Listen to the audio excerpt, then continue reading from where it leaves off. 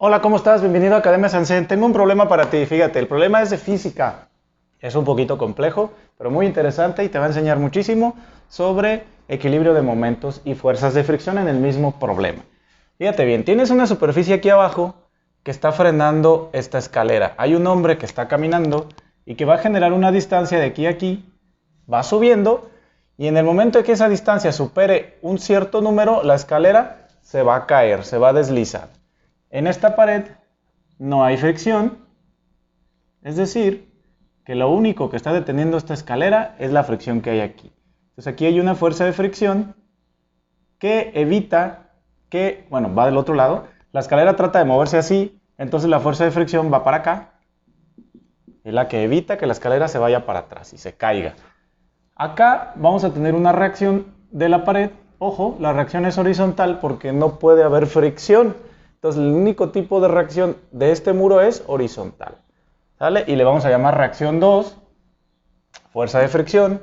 Acuérdate que la fuerza de fricción, en este caso es estática porque todavía no se mueve, es mu s por n. Mu s es un coeficiente de fricción estática por la reacción normal. Acuérdate que la reacción normal es la reacción perpendicular que ejerce cualquier superficie a un objeto que está sobre la superficie. En este caso, pues es la escalera la que sufre la reacción normal y la que sufre la fuerza de fricción. Ahora, si tenemos esto en mente, el problema nos dice, la longitud de la escalera es de 10.5 metros, el peso de la escalera es de 40 kilos, hay un coeficiente de fricción estática de 0.4 aquí abajo, el hombre pesa 75 kilos y esta pared es lisa. Entonces, con esta pequeña introducción, lo que tenemos que determinar es a qué distancia el sistema se va a caer o a qué distancia la persona va a resbalar y va a caer. Para eso necesitamos hacer un diagrama de cuerpo libre de la escalera. ¿Qué fuerzas actúan sobre la escalera? La escalera es el cuerpo principal. Fíjate cómo todo actúa sobre la escalera. ¿Qué actúa sobre la escalera? Primero su peso. El peso de la escalera son 40 kilogramos, aquí está, va hacia acá. ¿Qué más actúa? El peso del hombre, 75 kilos, 40 más 75 son 100 kilos de peso, incluida la escalera y el hombre, hacia abajo. Muy bien. ¿Qué otras fuerzas actúan? Sobre la escalera también actúa esta reacción horizontal, está aquí, R2, no la conocemos. También está actuando una fuerza de fricción que empuja la escalera hacia allá, porque la escalera está tratando de derraparse hacia la izquierda, entonces algo la tiene que estar frenando, todavía no se mueve. Por eso ponemos FF igual a mu SN. Entonces ahí está equilibrio la reacción con la fuerza de fricción y está en equilibrio el peso del hombre y la escalera con la reacción normal del suelo hacia arriba. Entonces, acuérdate que mu SN en este caso va a ser 0.4 por N. Hacemos sumatoria de fuerzas en Y y podemos calcular N, porque N simplemente va a ser igual a 40 más 75, 115 kilogramos de fuerza por simple equilibrio, para que esté en equilibrio. Esto todavía no se mueve. Nos están pidiendo cuál es la distancia en la que va a comenzar a moverse. Eso se llama movimiento inminente, pero recuerda que el movimiento inminente es un equilibrio. Es decir, está a punto de moverse, pero todavía no se mueve. Y en el movimiento inminente, las fuerzas de fricción se calculan con un coeficiente estático, mu SN. Acuérdate que cuando ya hay movimiento, el coeficiente se vuelve mu KN. No es el caso. En el movimiento inminente hablamos de mu SN. Entonces, estamos a punto de que se mueva a una distancia crítica. Esta la vamos a calcular con momentos. Entonces, vamos primero a las fuerzas que podamos obtener. Entonces, de fuerzas ya tenemos la normal. Aquí está. Y si tenemos la normal, ya podemos calcular la fuerza de fricción, que es igual a 0.4 por 115, mu S por N. Entonces la fuerza de fricción, por aquí tenemos ya los cálculos. La fuerza de fricción es 46 kilogramos fuerza. Entonces tenemos todas las fuerzas que están manteniendo en equilibrio esta escalera en el movimiento inminente. Hago énfasis ahí porque el problema nos pide la distancia para el movimiento inminente. Hay otras fuerzas de fricción estática menores, pero esas no las estamos considerando. Acuérdate que el valor de la fuerza de fricción viene desde 0 hasta mu SN. ¿Sí? Aquí es en donde está el movimiento inminente. Pues la fuerza de fricción estática, obviamente, tiene un valor límite. Es el valor en el que se va a empezar a mover. Pero hay valores más pequeños que no estamos considerando por lo que nos pide el problema. Entonces, vamos a hacer los cálculos, ya tenemos las fuerzas. ¿Qué tenemos de la sumatoria de fuerzas en X, perdón? Bueno, en X tenemos equilibrio en estas dos, entonces la reacción 2 debe de ser igual a FF. Y como ya calculamos FF, entonces la reacción 2 es de 46 kilogramos fuerza, esta reacción de aquí. Entonces, si te fijas, ya tenemos todas las reacciones. Ahora vámonos a hacer un poquito de cálculos de distancias y de momentos para determinar esta distancia que nos está pidiendo el problema. Es un ejemplo muy real. Si alguien estuviera ahí, pues saber esa distancia es lo que le da el colchón de seguridad, por así decirlo. Entonces, vámonos primero a sacar distancias para los brazos de palanca de los momentos. Fíjate cómo la única distancia que tenemos de entrada, vamos a poner un triángulo aquí. Tenemos un triángulo. La única distancia que tenemos es una de 10.5, que es la longitud de la escalera. Y tenemos aquí un ángulo que no conocemos. ¿Vale? Y también hay otra distancia que nos da el problema, que nos dice que la escalera está separada 6.3 metros hasta acá. La separación entre la pared y la escalera es de 6.3 metros. Eso también nos va a servir, el dato no nos da el problema, entonces tenemos 10.5, tenemos 6.3. Repito, estos son datos que nos da el problema. Entonces la única que no sabemos es esta y la necesitamos para calcular brazos de palanca. Entonces, vamos a hacer una trigonometría. Acuérdate por el teorema de Pitágoras que 10.5 al cuadrado, c al cuadrado, vamos a poner la fórmula, c cuadrada es igual a cuadrada más b cuadrada. Esta es a cuadrada, esta es b cuadrada, la incógnita. Entonces 10.5 al cuadrado es igual a cuadrada más b al cuadrado. Ya la tenemos, 6.3 al cuadrado más b cuadrada. Entonces vamos a despejar b cuadrada. Bueno, aquí ya nada más es hacer puro cálculo aritmético. Entonces b cuadrada es igual a 10.5 al cuadrado menos 6.3 al cuadrado. Entonces b al cuadrado nos va a dar 70.56. Esto lo puedes hacer en tu calculadora y lo confirmas. Entonces le sacas raíz de los dos lados y resulta que a la hora de calcular b nos da 8.4 metros. ¿Sale? Entonces, pues ya tenemos todas las distancias del triángulo. Eso nos va a servir a la hora de calcular momentos. Ahora, ¿dónde vamos a calcular los momentos? Los momentos vamos a calcular aquí. ¿Por qué? Porque aquí eliminamos dos fuerzas. No hay brazo de palanca para N ni para FF.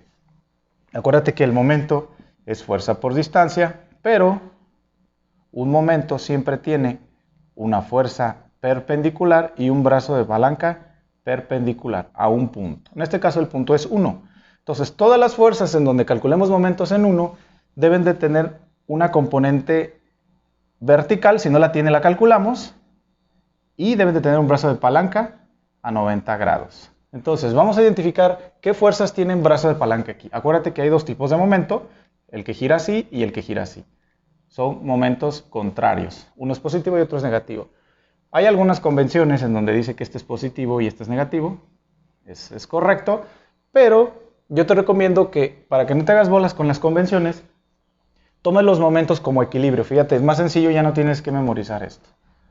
Fíjate cómo en un equilibrio los momentos están igualados a 0. Entonces, los momentos positivos deben de ser igual a los momentos negativos. De esta manera hay equilibrio. Entonces, incluso sin tener que anotarlo, si tú tienes en mente que los momentos que van acá deben de equilibrar a los que van acá, entonces vas a poner de un lado de la ecuación los momentos que giran así y del otro lado de la ecuación los momentos que giran así. Y los igualas. De esa manera lo puedes hacer muy rápido sin tener que atribuirle ningún signo. Entonces, ¿cuáles son los momentos que actúan en este punto? N y FF no tienen brazo de palanca porque pasan por el punto y hay dos fuerzas que tienen brazo de palanca. Aquí tenemos en su centro de gravedad el peso tanto de la escalera como del hombre. Entonces, fíjate cómo tenemos 115 kilogramos de fuerza actuando, provocando momento en 1. ¿Verdad? ¿Por qué? Porque tanto el peso del hombre como el peso de la escalera son fuerzas que producen un momento alrededor de 1. ¿Con qué brazo de palanca? Con D. ¿Con qué fuerza perpendicular? Ojo, D está aquí, entonces necesitamos esta componente porque los momentos se calculan a 90 grados. ¿Sale? Entonces tendríamos que conocer este ángulo para sacar esta componente que sería igual a 115 por el coseno de este ángulo. Acuérdate, componente en X siempre es coseno, componente en Y es seno. O otra manera de verlo es que si ya ubicas el ángulo, la componente adyacente al ángulo es coseno y la componente opuesta es seno, que sería esta, pero en este caso esa no nos sirve, la que queremos es la que viene a 90 grados del brazo de palanca, que es 105 coseno del ángulo. Ahora, ¿cómo calculas el ángulo? Bueno, si ya tienes los tres lados, puedes usar cualquier función trigonométrica, como por ejemplo, puedes decir que el coseno del ángulo es el cateto adyacente, que sería este de abajo, que mide 6.3, cateto adyacente, sobre la hipotenusa, que es toda la longitud del triángulo, que es 10.5 metros. Entonces, de ahí te sale que esto es igual a 0.6 y que teta, a la hora que despejes, es igual al coseno, cuyo ángulo vale 0.6, que es igual a 53.13. Esto lo puedes corroborar en tu calculadora. Entonces ya tienes el ángulo y como ya tienes el ángulo ya puedes calcular esta componente. Resulta que 115 por el coseno de teta es igual a, pero aquí tenemos el cálculo,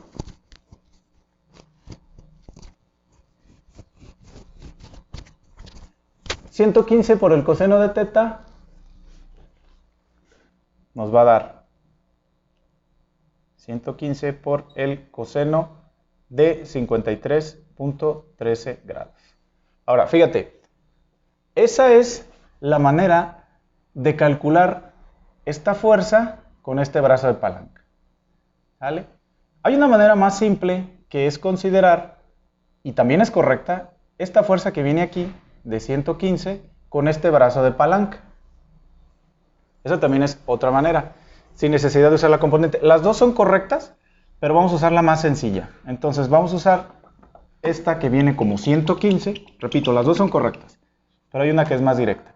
Entonces, si consideras la fuerza de 115 y consideras este brazo de palanca de aquí a aquí, también estás considerando el momento en 1. Es igual de correcto considerar esta componente con este brazo de palanca. Lo que importa es que siempre consideres 90 grados, tanto en fuerza como en brazo de palanca. Los dos te van a llevar a resultados iguales, pero este es más directo. Entonces, si consideras los 115 con este brazo de palanca, vamos a darle a este brazo de palanca una literal que no sabemos, BP, brazo de palanca. Entonces lo que vamos a hacer es considerar ese momento. Fíjate cómo ese momento vale 115 por ese brazo de palanca y ya nos evitamos el uso del ángulo. Entonces, 115 por ese brazo de palanca está generando un momento así. ¿Estamos de acuerdo? Ese es el giro que está provocando respecto a 1. La única otra fuerza que está provocando momento es esta que viene acá y si te fijas provoca un momento contrario.